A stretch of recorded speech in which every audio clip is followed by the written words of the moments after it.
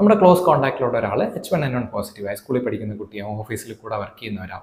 അപ്പോൾ അത് കഴിഞ്ഞപ്പോഴത്തേക്കും നമുക്ക് ചെറിയ രീതിയിൽ സിംറ്റംസ് ഒക്കെ തുടങ്ങി. മൂക്കടപ്പ്, തുമ്മൽ, ജലദോഷം, തൊണ്ടവേദന, നല്ല പനി ഒക്കെ തുടങ്ങി. അപ്പോൾ നമുക്ക് H1N1 ടെസ്റ്റ് ചെയ്ത് നോക്കി അത് കൺഫേം ചെയ്യേണ്ട ആവശ്യമുണ്ട്. അല്ലെങ്കിൽ നമ്മളിപ്പോൾ പോസിറ്റീവ് ആണെന്ന് അറിഞ്ഞു നമ്മളിനി എന്താണ് ചെയ്യുന്നത്? നമ്മൾ ഇൻഫ്ലുവൻസ ലൈക്ക് ഇൽനെസ് എന്നാണ് പറയുന്നത്. ഇപ്പോൾ നാട്ടിൽ ഒരുപാട് പേർക്ക് H1N1 പോസിറ്റീവ് ആയിട്ടുണ്ട്, ഒരുപാട് കേസുകൾ വരുന്നു എന്നുള്ളത് നമുക്ക് അറിയുമ്പോൾ തന്നെ അസുഖത്തിൻ്റെ ലക്ഷണങ്ങൾ കണ്ടു കഴിഞ്ഞാൽ നമ്മൾ ഇൻഫ്ലുവൻസ ലൈക്ക് ഇൽനെസ് എന്നാണ് പറഞ്ഞത്. നമ്മൾ അവിടെ ഇൻഫ്ലുവൻസ ആണോ ഇല്ലയോ എന്നുള്ളത് കൺഫേം ചെയ്തിട്ടില്ല, പക്ഷേ ലക്ഷണങ്ങൾ വെച്ചിട്ട് ഇൻഫ്ലുവൻസയെ പോലെ ഇരിക്കുന്ന ലക്ഷണങ്ങളാണ് ഈ ആൾക്കുള്ളത്.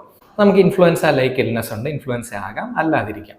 ഇങ്ങനെയുള്ളപ്പോൾ നമ്മൾക്ക് ടെസ്റ്റ് ചെയ്യണോ വേണ്ടയോ, നമുക്കിതിൻ്റെ മെഡിസിൻസ് സ്റ്റാർട്ട് ചെയ്യണോ വേണ്ടയോ, ഇതെങ്ങനെയാണ് തീരുമാനിക്കുന്നതെന്ന് ട്രീറ്റ് ചെയ്യാൻ വേണ്ടിയിട്ട് ഒരു ക്ലാസിഫിക്കേഷൻ അല്ലെങ്കിൽ ഗൈഡ് ലൈൻ ഒക്കെ ഉണ്ട്. നമ്മൾ കാറ്റഗറി A, B, C എന്ന് പറഞ്ഞിട്ട് നമ്മുടെ അസുഖത്തിൻ്റെ സിംറ്റംസും നമ്മുടെ സിവിയറിറ്റിയും ഒക്കെ വെച്ചിട്ട് അതിനെ ക്ലാസിഫൈ. സാധാരണ ഉള്ള ജലദോഷപ്പനിയുടെ സിംറ്റംസ്, ജലദോഷം, മൂക്കടപ്പ്, തുമ്മൽ, തൊണ്ടവേദന, പനി, അപ്പോൾ ഇതൊക്കെ കാണുമ്പോഴത്തേക്ക് നമ്മൾ ഇൻഫ്ലുവൻസ ലൈക്ക് ഇൽനെസ് എന്ന് പറഞ്ഞു വെച്ചു. അപ്പോൾ ഇങ്ങനത്തെ സിംറ്റംസ് ഉള്ള എല്ലാവരെയും നമ്മൾ ടെസ്റ്റ് ചെയ്ത് നോക്കേണ്ട ആവശ്യമില്ല. അപ്പോൾ മൈൽഡായിട്ടുള്ള സിംറ്റംസ് ഉള്ള കാറ്റഗറി എയിൽ വരുന്ന ആൾക്കാർ പനിയുടെ പാരസെറ്റമോൾ, ജലദോഷത്തിൻ്റെ മരുന്ന്, തൊണ്ടവേദനയൊക്കെ മാറാനുള്ള സപ്പോർട്ടീവ് കെയർ, നല്ലതായിട്ടുള്ള ഫ്ലൂയിഡ് ഇൻടേക്ക്, നല്ല രീതിയിൽ വെള്ളം കുടിക്കുക, ക്ഷീണം വരാതിരിക്കാൻ നോക്കുക, കുറച്ച് ദിവസം റെസ്റ്റ് എടുക്കുക, ഹൈ റിസ്ക് ആയിട്ടുള്ളവരുമായിട്ടുള്ള കോണ്ടാക്റ്റ് നമ്മൾ ഒഴിവാക്കുക, ഓഫീസിൽ പോകാതിരിക്കുക, മറ്റുള്ളവർക്ക് പകരാനുള്ള ചാൻസ് ഒഴിവാക്കുക, മാസ്ക് ഒക്കെ ഉപയോഗിക്കുക, ഹാൻഡ് വാഷിംഗ് ഒക്കെ ചെയ്യുക, ഇങ്ങനത്തെ കാര്യങ്ങളാണ് ചെയ്യേണ്ടത്. കാറ്റഗറി ബിയും കാറ്റഗറി സിയും എന്ന് പറഞ്ഞു കഴിഞ്ഞാൽ കുറച്ചുകൂടെ സിവിയർ ആയിട്ടുള്ള സിംറ്റംസ് ഉള്ള ആൾക്കാർ, അതല്ലെങ്കിൽ ഹൈ റിസ്ക് ആയിട്ടുള്ള ആൾക്കാർ, ഇപ്പോൾ പ്രഗ്നൻ്റ് ആയിട്ടുള്ളവർ, വളരെ ചെറിയ കുഞ്ഞുങ്ങൾ, ശ്വാസം മുട്ട്, ആസ്മ, അലർജി, ഇങ്ങനത്തെ പ്രോബ്ലംസ് ഉള്ള കുഞ്ഞുങ്ങൾ, മറ്റെന്തെങ്കിലുമൊക്കെ സിവിയർ ആയിട്ടുള്ള ഹാർട്ട് ഡിസീസ്,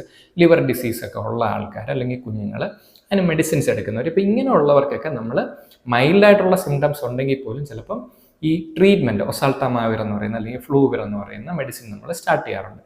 അപ്പോൾ ആ മെഡിസിനും കൂടെ സ്റ്റാർട്ട് ചെയ്യുമ്പോഴത്തേക്ക് അവർക്ക് ഇൻഫെക്ഷൻ സിവിയർ ആയിട്ട് കിട്ടുന്നതിൻ്റെ ഒരു റിസ്ക് കുറഞ്ഞിരിക്കും. ഇനി സീരിയസ് ആയിട്ടുള്ള സിംറ്റംസ് നമ്മൾ കാണുമ്പോൾ തന്നെ ഉള്ള കുട്ടികളാണെന്ന് വിചാരിക്കുക, അവരെ നമ്മൾ കാറ്റഗറി സി എന്ന് തന്നെ ആദ്യമേ വെക്കും. അവരെ നമ്മൾ ഹോസ്പിറ്റലൈസ് ചെയ്യേണ്ട ആവശ്യമുണ്ട്.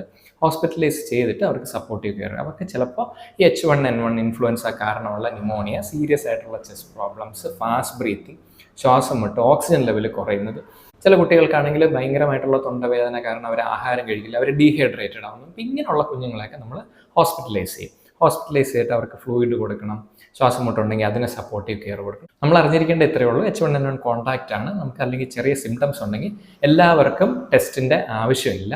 സിവിയർ ആയിട്ടുള്ള സിംറ്റംസ് ഉള്ളവരെ നമ്മൾ ഹോസ്പിറ്റലൈസ് ചെയ്യേണ്ട ആവശ്യമുണ്ട്.